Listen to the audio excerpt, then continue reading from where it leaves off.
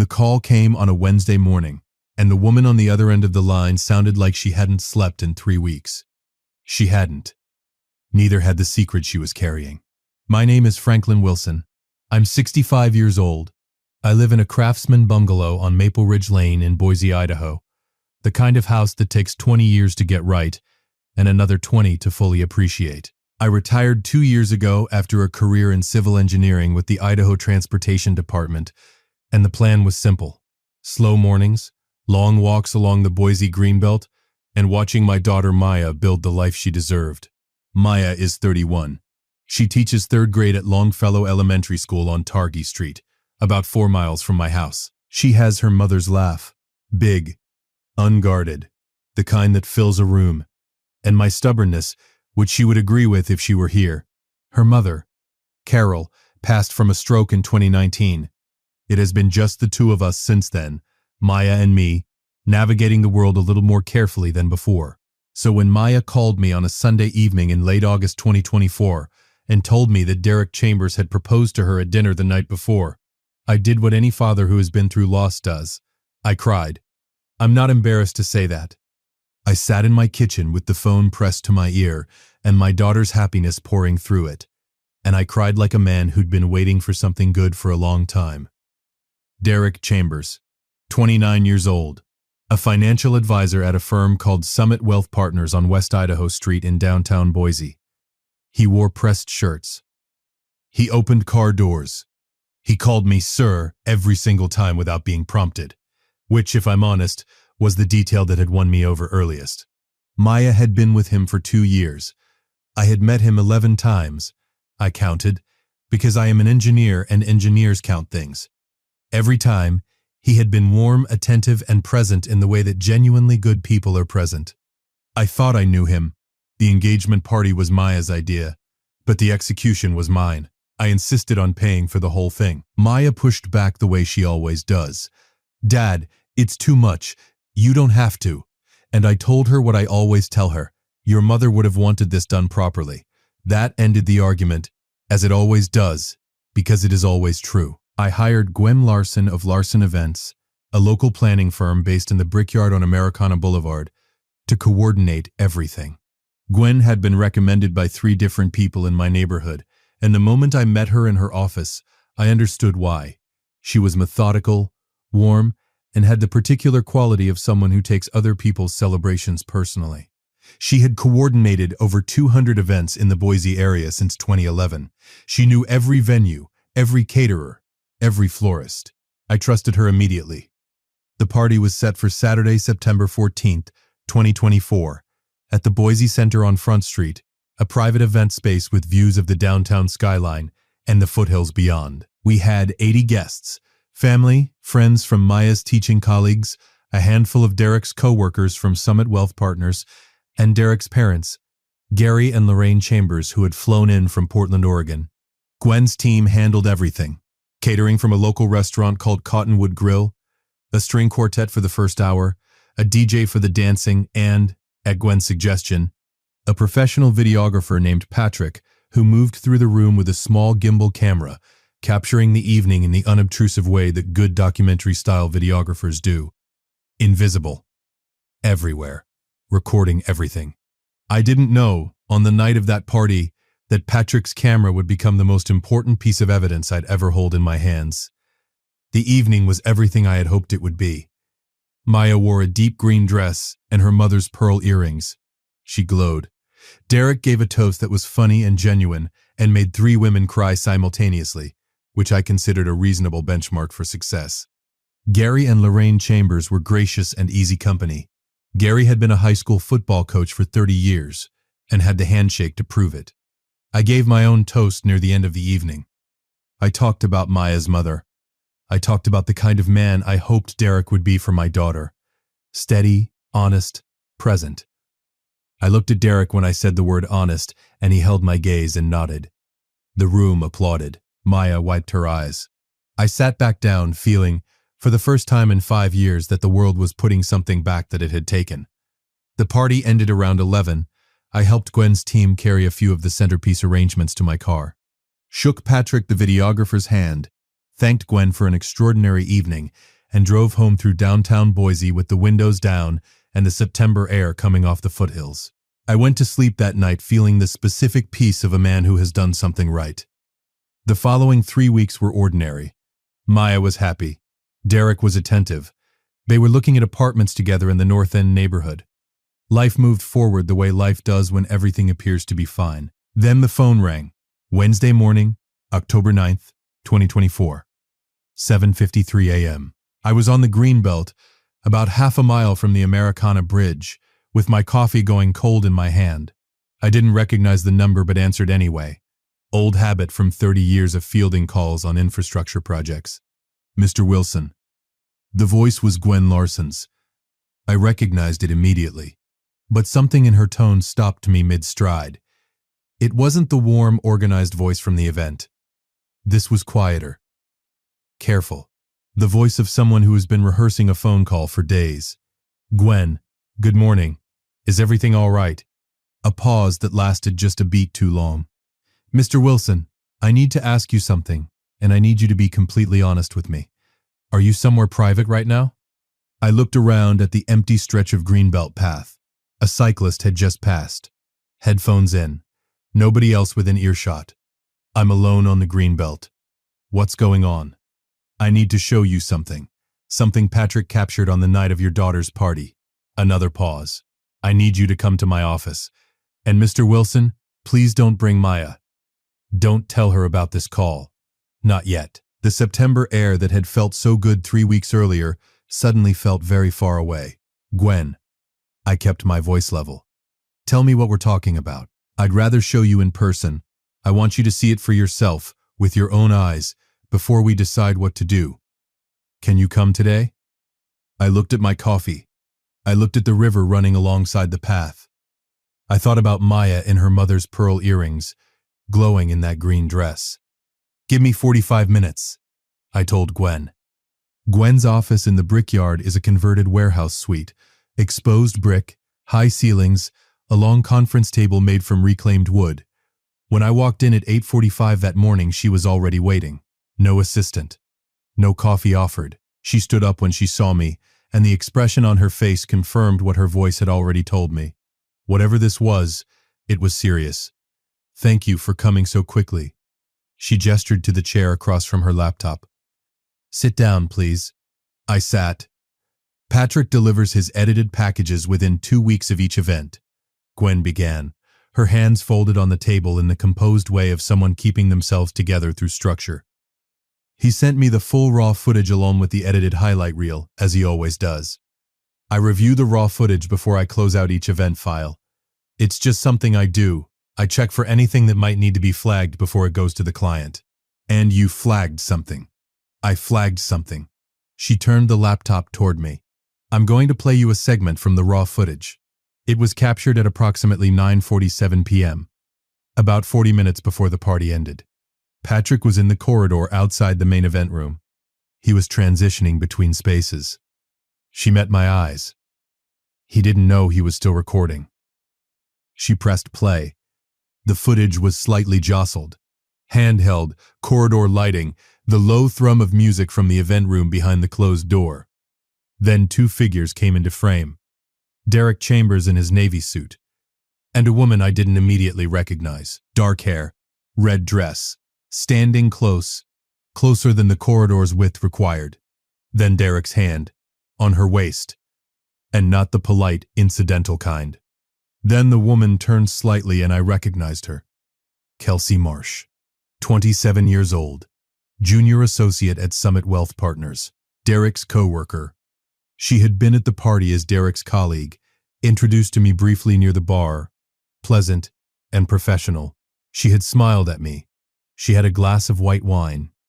She had been sleeping with my daughter's fiancé, and from the footage, it had been going on long enough that they touched each other in corridors, the way people touch each other when they're no longer careful about being seen. On the screen, Derek leaned close to Kelsey's ear and said something. Kelsey laughed, a soft, private laugh. Then she reached up and straightened his pocket square. It was 15 seconds of footage. 15 seconds that told me everything a father needs to know and a daughter deserves not to find out from a stranger. I watched it twice. I didn't speak. Gwen closed the laptop. The office was very quiet. How long has Patrick been doing footage for you? My voice came out steadier than I felt. 8 years. Has he seen this? No. I caught it during my review. He delivers full raw files and moves to the next job. He won't have reviewed this section. I nodded slowly. And you haven't told anyone else. Only you. You're her father. This was your event. You deserve to know first. She paused. I'm sorry, Mr. Wilson. I genuinely am. I've coordinated a lot of celebrations. This is the hardest call I've ever had to make. I looked at the closed laptop for a long moment. Then I stood up, thanked her, and walked out into the brickyard courtyard. The Boise foothills were golden in the October morning light.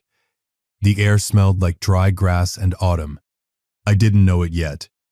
But what I did in the next 48 hours would determine whether my daughter walked into a marriage built on sand or whether she had enough of the truth to make her own choice. And I had raised Maya Wilson to always have the truth. There's a particular kind of rage that doesn't yell, it doesn't throw things. It sits very quietly in your chest and makes a list. I drove home from the brickyard on autopilot, down Americana Boulevard, right on Franklin Road, left onto Maple Ridge Lane, and I sat in my driveway for 11 minutes before I went inside. I know it was 11 minutes because I watched the clock on the dashboard the whole time. Engineering brain. When everything else is chaos, you count what you can count. Inside the house, I made a fresh pot of coffee, sat at the kitchen table, and opened my notebook. I still keep a paper notebook, old habit from decades of field assessments. And I wrote down 3 things in the order I needed to think about them.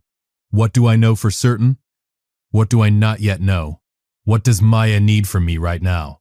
What I knew for certain, Derek Chambers had been physically intimate with Kelsey Marsh at his own engagement party, the party I had paid for, in a corridor outside the room where my daughter was glowing in her mother's pearls.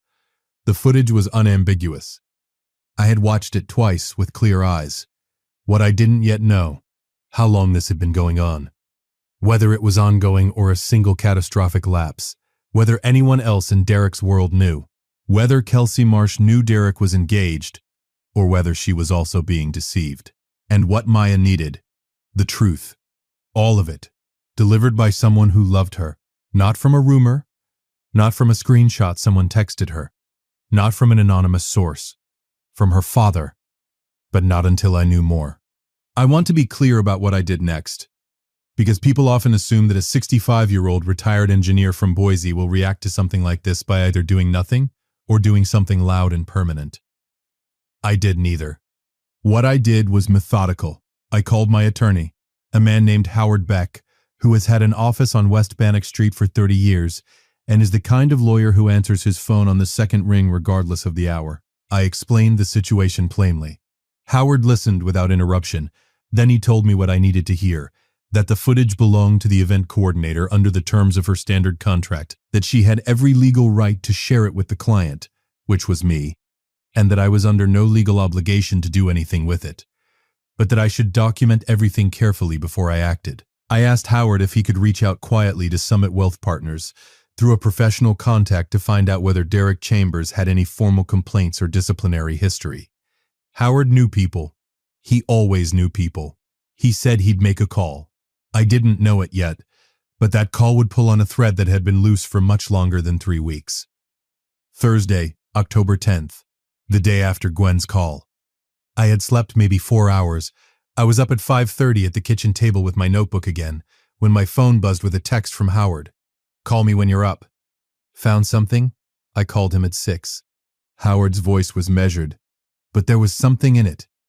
The particular weight of a man delivering information he wishes he didn't have. Franklin, I spoke with a contact at the Idaho Department of Finance, the division that handles licensing oversight for investment advisors. Derek Chambers has an active complaint filed against him from a client, filed 8 months ago. The complaint is still under investigation. I set my coffee mug down. What kind of complaint? Unsuitable investment recommendations. A retired couple in Eagle, Gary and Patricia Norwood, filed a complaint alleging that Chambers moved their retirement portfolio into high-risk instruments without their full informed consent. They lost close to $60,000. The investigation is ongoing. It has not resulted in any formal action yet, but it's there, Franklin. It's in the record. I wrote Gary and Patricia Norwood, Eagle, Idaho, in my notebook. Then I wrote the number $60,000 under it. Then I underlined it twice. Is this public record? I asked. Regulatory complaints filed with the Idaho Department of Finance are public record once they've been received and logged. Howard confirmed. I can get you the documentation. Get it. I hung up. I looked at my notebook. I looked at the morning light beginning to come through the kitchen window over the backyard, where Carol had planted a row of lilac bushes 20 years ago. What kind of man had been sitting at my table calling me sir and shaking my hand for 2 years? I need to talk about Derek Chambers, not just as my daughter's fiancé, but as a person, because I think it's important to understand how predatory behavior operates in plain sight. What I was learning about Derek was not random or accidental. It was a pattern. A man who can sit across from a retired couple, earn their trust, recommend financial instruments that benefit his commission structure at the cost of their retirement savings, and then smile through a regulatory complaint. That man has a particular relationship with deception. He has practiced it. He is comfortable inside it. The corridor footage wasn't a moment of weakness. It was consistent with who he actually was. People like Derek do not compartmentalize by accident. They train themselves to present one face while operating another. It is, in its own terrible way, a skill. And the reason it works is that the rest of us, decent people, people who take other people at face value, are not looking for it. We're not built for suspicion. We extend the benefit of the doubt because that's what good people do. That's what I had done. For 2 years. Friday, October 11th. I called Gwen and asked her to send me a copy of the footage segment, formally in writing through her standard documentation process. She did. I had it on a USB drive by noon. That afternoon, I drove to Eagle, a 20-minute drive west of Boise, and knocked on the door of Gary and Patricia Norwood. I want to be honest, I wasn't sure they'd talk to me. They didn't know me. But when a 65-year-old man with gray in his beard knocks on your door and tells you he's the father of the young woman who is engaged to the man who took your retirement savings, and that he found out 3 days ago and he is trying to protect his daughter before she walks down an aisle. People talk. Gary Norwood was 71, a retired pharmacist. He opened the door, looked at me for a long moment, and stepped aside. Patricia brought coffee. We sat at their kitchen table in a house that was immaculate and modest and carried the particular dignity of people who had worked hard for everything in it. Gary told me the whole story. Derek had been assigned to their account 18 months ago after their previous advisor retired. In the first 6 months, he was attentive, called regularly, sent birthday cards. Then, gradually, he began recommending portfolio shifts, away from the conservative bond-heavy structure they'd specifically requested, into equity funds and alternative investment vehicles that carried significantly higher risk.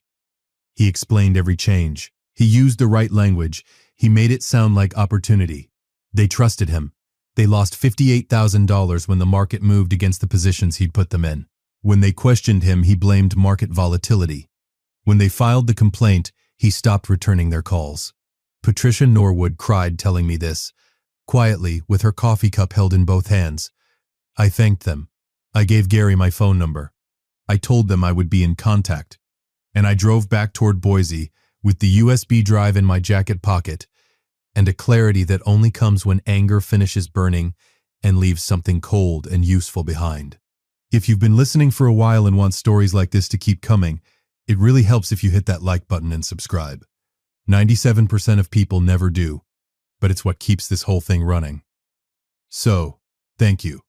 Saturday, October 12th, 1 month to the day after my daughter's engagement party. I called Maya in the morning and asked her to come to dinner at the house that evening. Just the two of us. I told her I had something I needed to talk to her about and that it was important. She heard something in my voice. Maya always hears what's underneath. And she was quiet for a moment before she said she'd be there at 6. I spent the afternoon at the kitchen table, organizing everything. The USB drive, Howard's documentation from the Idaho Department of Finance, my notes from the Norwood's kitchen. I put them in a manila folder in the order I planned to present them. Then I cooked dinner, chicken marsala, Maya's favorite since she was 12, and the one dish I could make properly because Carol had taught me and had made me practice until I got it right. I thought about Carol a great deal that afternoon, about what she would have done, about what she would have said. She would have done exactly what I was doing. She would have made the chicken marsala. She would have told Maya the truth with love. She would not have softened it to the point of uselessness, and she would not have delivered it as a verdict. She would have laid it out and trusted her daughter to handle it, because Maya was always strong enough. Maya arrived at 6:15 with a bottle of wine and a smile that disappeared within 30 seconds of looking at my face. "Dad, what's wrong?" "Sit down, sweetheart. Dinner's almost ready. We'll eat first." She narrowed her eyes. "You only cook chicken marsala when something has happened." She had me there. There is no good way to tell your daughter something like this. There is only the honest way and the cowardly way. I have never been a coward. I wasn't going to start at 65. We ate dinner. I let Maya talk about her week, a field trip her class had taken to the Boise Zoo, a new reading program she was implementing, the apartment she and Derek had looked at in the North End that had original hardwood floors and a clawfoot tub. She was happy. She was making plans. She was building a life in her mind, room by room, and I sat across from her and listened, and let her have those last few minutes of unbroken certainty. Then I cleared the plates. I poured her wine. I sat back down. I put the manila folder on the table between us. Maya looked at the folder. She looked at me. "Dad, I love you." I held her gaze. "That's the first thing. Everything I'm about to show you comes from that, and it ends there too. Okay?" She nodded once. Her jaw was tight. She already knew, the way children of people they love always know, that the folder on the table was about to change something. I started with the footage.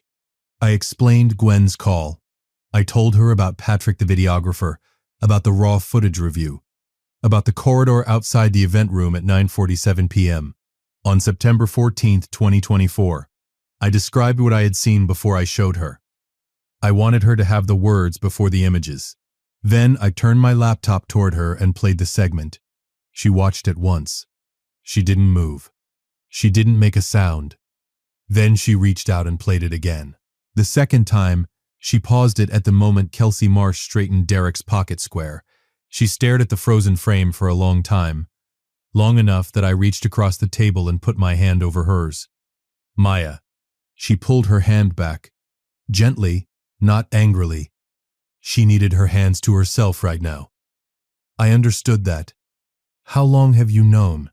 Her voice was flat and careful, the way voices get when emotion is being held back by sheer will. 4 days.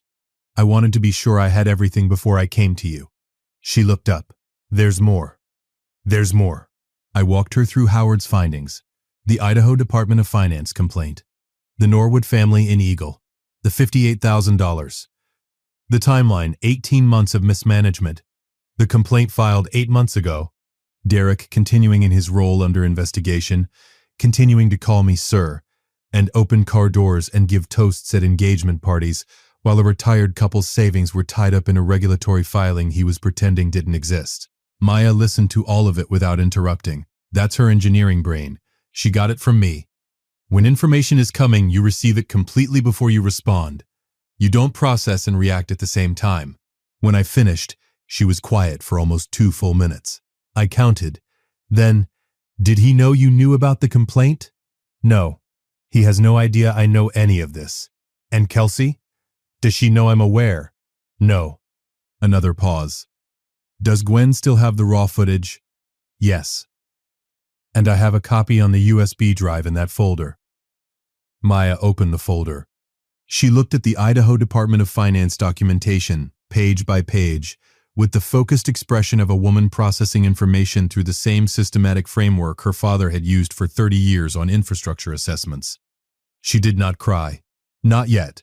That would come later, privately, and it would be hers. What she did instead was something I had not expected, something that told me, in case I had ever doubted it, that her mother's strength had passed cleanly into her. "I need you to help me handle this correctly," Maya said. "Not just for me, for the Norwoods too." The following week moved with the kind of purpose that clarity brings. On Monday, October 14th, Maya called Derek and told him she needed to speak with him. She met him at a coffee shop on 8th Street downtown. Guru Donuts, neutral ground, public enough that the conversation would stay controlled. She went without me, at her request. She went with the USB drive in her purse, and the knowledge of what was on it. She told me afterward what happened, and I'll tell you what she told me. She sat across from Derek and said, "I need you to tell me about Kelsey Marsh." Just that. No context. No accusation yet. Just the name. The color left his face in under 2 seconds. She said it was the most honest thing she'd ever seen him do. He tried to explain. He used the words, "it didn't mean anything," which, as Maya noted later with a dry precision that was entirely her mother's, was somehow supposed to be reassuring. She let him talk. She let him construct his defense. Then she set the USB drive on the table between them. "There's footage," she told him. "From the party. In the corridor. I've seen it. My father has seen it. Our attorney has seen it." He stopped talking. She then told him about the Norwoods, about the Idaho Department of Finance complaint, about Howard Beck, about the documentation in the Manila folder. Derek sat there in Guru Donuts on 8th Street in Boise, Idaho on a Monday morning in October, with the full weight of his own choices laid out in front of him by a 31-year-old third-grade teacher in a cardigan, and he had nothing left. No charm, no pocket square to straighten, just a man looking at the version of himself that he'd hoped no one would ever fully see. Maya put her ring on the table. She stood up.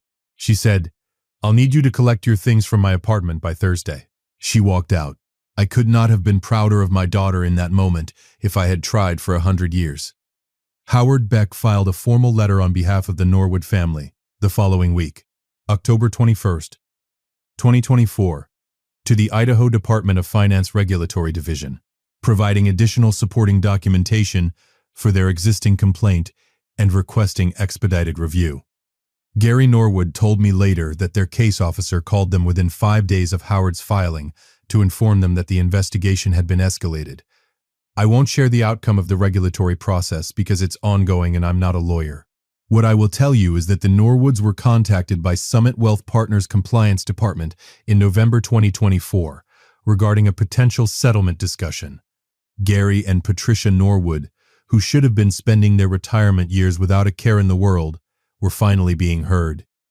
Derek Chambers was placed on administrative leave at Summit Wealth Partners in late October 2024. I learned about the leave through a contact Howard had at the firm. I did not reach out to Derek. I had nothing to say to him that Maya hadn't already said more precisely than I ever could have. Kelsey Marsh, for what it's worth, did not know Derek was engaged when the relationship began. She reached out to Maya in November through a mutual contact, asking to apologize. Maya chose not to meet with her. That was Maya's choice to make, and I supported it without question. I want to stop here and talk about something that has nothing to do with revenge, because this channel isn't really about revenge.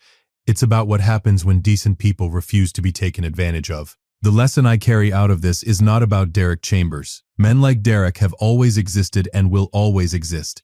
People who perform trustworthiness while practicing its opposite, who calculate the gap between what they appear to be and what they actually are, and live in that gap like it's sustainable.